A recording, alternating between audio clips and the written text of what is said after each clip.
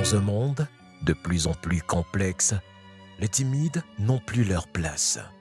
Soit vous êtes de Dieu, soit vous êtes du diable. Choisissez votre camp. Bienvenue au club des disciples. Je suis dans la joie de savoir que vous êtes là, nombreux et nombreuses, avec les cahiers notés. Si vous n'avez pas les mémoires d'éléphant notés, nous allons voir aujourd'hui la 3e leçon. Nous avons vu à la 2e leçon qu'il est important lorsque tu es donc déjà dans la religion que le Seigneur t'a indiqué d'avoir un père spirituel ou un mentor.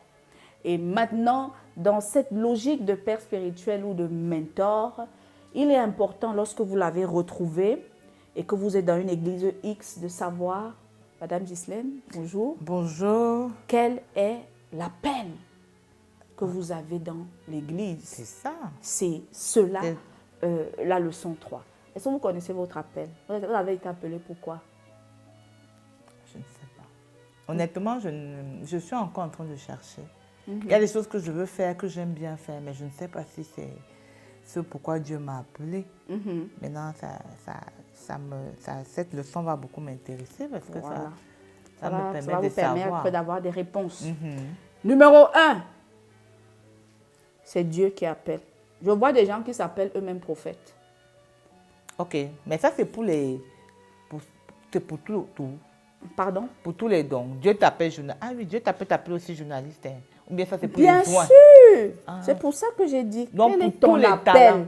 Chacun a un appel dans la maison de Dieu.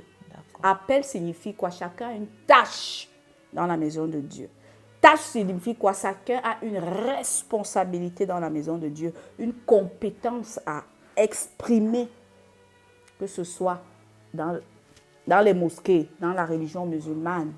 Il y a des choses à faire, il y a des personnes qui doivent occuper des postes clés, que ce soit dans le judaïsme, que ce soit chez les chrétiens de manière large.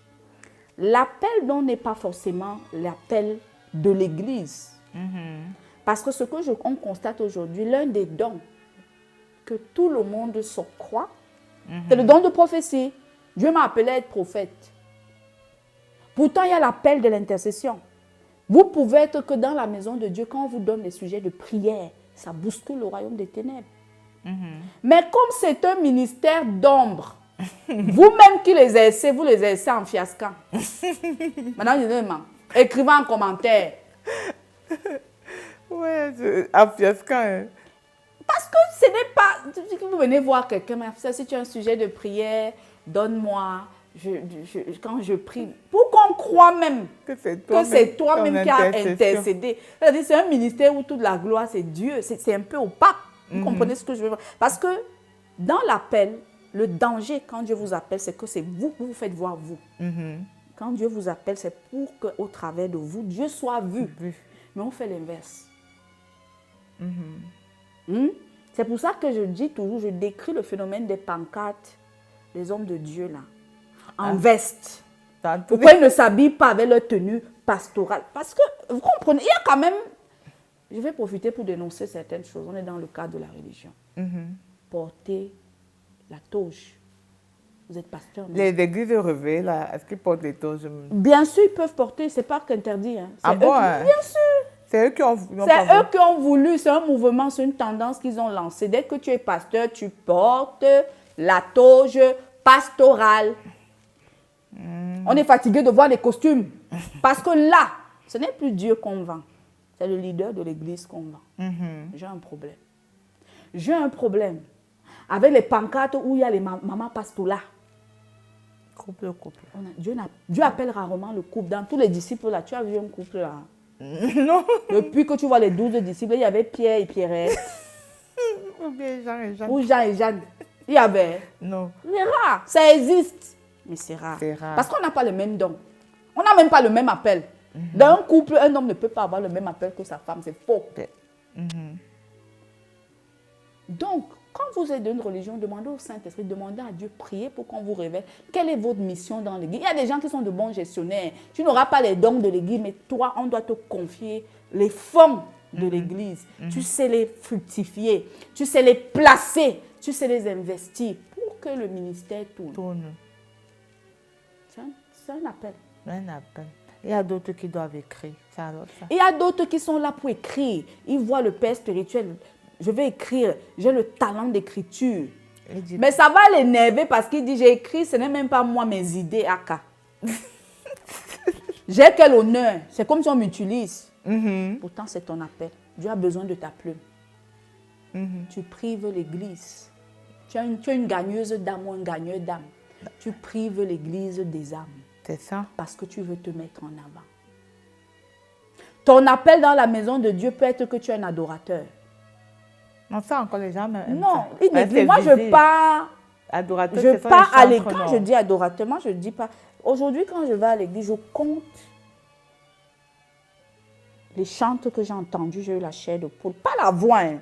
Ce qui m'intéresse, ce n'est pas forcément que tu as une belle voix. Il y a des gens, quand ils chantent, ils peuvent guérir les malades. Il y a des gens que quand ils chantent, vous avez déjà été en présence de quelqu'un comme ça.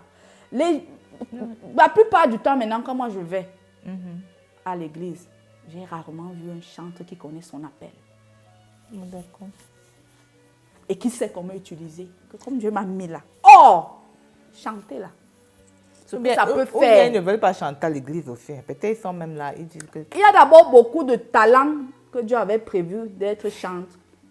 Cindy Lecoeur était un grand chanteur. C'est qu'il y avait Kofi Olomide là.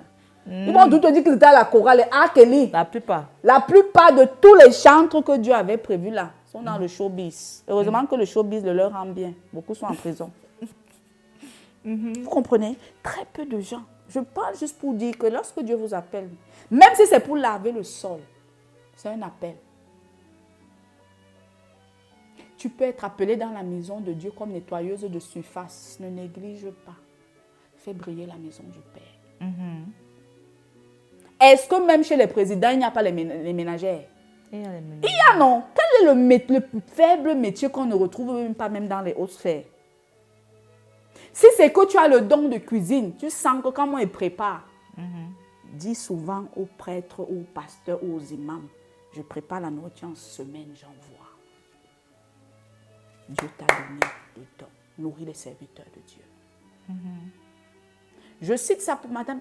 Madame, il y a beaucoup d'appels. Hein. Vous voyez combien il y a les appels. Mais je pense que le vrai problème, c'est les appels ingrats. Je pense que c'est ça le problème notre problème des disciples, le problème des serviteurs de Dieu, c'est qu'on ne leur a pas appris à servir. N'est-ce pas? Moi, je pense que c'est l'un des problèmes. On vient chez Dieu pour se servir. On n'a pas appris aux croyants à servir Dieu. Écrivez, je mens. Madame, qui vous a appris à prendre les choses de Dieu au sérieux? Très peu. Les gens n'ont pas cette culture. On a besoin de l'église pour enterrer les gens. Il faut faire le deuil. On a besoin pour se marier. C'est très conventionnel. Ça devient comme une mairie. Pourtant, l'église, c'est une entreprise. L'église, c'est un organisme vivant. Le champ de Dieu devrait être comme une entreprise où chacun sait que j'ai tel département, je m'occupe de tel département pour telle vision, pour tel objectif. Mais est-ce que c'est ça? Est-ce que c'est ça? Normalement, vous voyez tous les gens qui partent à l'église là. Chacun doit avoir une tâche à l'église où il part. Ce n'est pas normal. Le problème, c'est vraiment qu'on on n'a pas la culture du militantisme spirituel. On n'a pas la culture de l'engagement. Vous croyez, les gens disent carrément, tu sais que Dieu t'a béni, tu as l'argent, donne l'argent aux serviteurs de Dieu. C'est ton don. Ah, il y a un don comme ça. Si Dieu te bénit avec l'argent, c'est pour faire quoi? Parce que tu ne peux pas avoir l'argent, mais moi, je ne sais pas investir. J'ai l'argent, Dieu m'a seulement béni. Mais dire que je vais vous dire qu'avec l'argent, si on va investir, c'est un autre don. Il y a des dons managers. Les gens qui ont les dons des managers. Là. Moi, je n'ai pas ça. Mais je suis j'ai l'argent. Même Pierre avait dit que ce que j'ai, je te le donne. Il y a le don de guérison. Lève-toi et marche. Est-ce qu'il avait il a dit, je n'ai ni on ni argent. Je n'ai pas l'argent, Dieu ne m'a pas donné. Je n'ai pas le pouvoir, l'or. Mais ce que j'ai, qu'est-ce que tu as, Madame Gisèle? Je pose la question aux gens qui suivent là. Quel est ton appel? Qu'est-ce que tu as? Parce que Dieu a toujours donné à quelqu'un même au moins une chose. Et cette chose, tu la mets au service de qui? C'est bien beau. on va à l'école, on a des diplômes, on met nos compétences au service de l'État, on met nos compétences au service d'une entreprise. Combien mettent leurs compétences au service de l'église où ils sont appelés? Très peu. Et comment, c'est vrai, et comment tu fais pour connaître ton don? Comment tu fais pour savoir que je ne suis pas dans l'erreur, je suis vraiment dans mon appel? La première chose, c'est de dire à Dieu, je veux servir. Qu'est-ce que je fais? L'apôtre Paul a posé sacré le chemin de Damas. Quand la lumière divine l'a foudroyé, il a dit, Seigneur, qu'est-ce que tu veux que je fasse? Posez, voilà la question, on va demander, Seigneur, qu'est-ce que tu veux que je fasse pour toi? Si vous êtes sincère, vous posez cette question, vous aurez la réponse. Vous aurez la réponse. Il faut aussi avoir un cœur ouvert. Il faut avoir un cœur humble. Je peux t'enlever. J'ai lu une histoire, un monsieur, il était hyper riche, il entrait dans une église, mais il garait ses voitures, ouais, il ne se faisait pas voir. Un jour, il a demandé à Dieu, qu'est-ce que tu veux que je fasse? Il a dit que la voiture. Dieu ne lui a pas dit ça. Dieu lui a dit, tu vas aller à l'église aujourd'hui. Je te conseille encore, cache-moi encore plus loin tes voitures. Le pasteur va te dire ce que je veux que tu fasses. Puis il est allé. Il avait même dû oublier. Le pasteur l'appelle à la sortie, venez. Il vient, lui. Il dit, Dieu m'a parlé de vous, je vais vous donner une tâche, mais je suis un peu gênée de vous la donner. Il dit, non, n'hésitez. J'ai même prié. J'ai prié, allez-y. Lave Vous le allez sol. laver les toilettes de l'église. C'est ça, Dieu. Il a fait marrer. Il a dit, waouh. Il a dit, moi, ou je peux mettre des emplois. Il a dit, vous. Le monsieur là a lavé l'église pendant 1 an, les toilettes. C'est quand Dieu lui a dit de se révéler au pasteur qu'il est, les gens mettaient les mains sur la tête. L'humilité dans l'appel. Parce que, regardez un riche.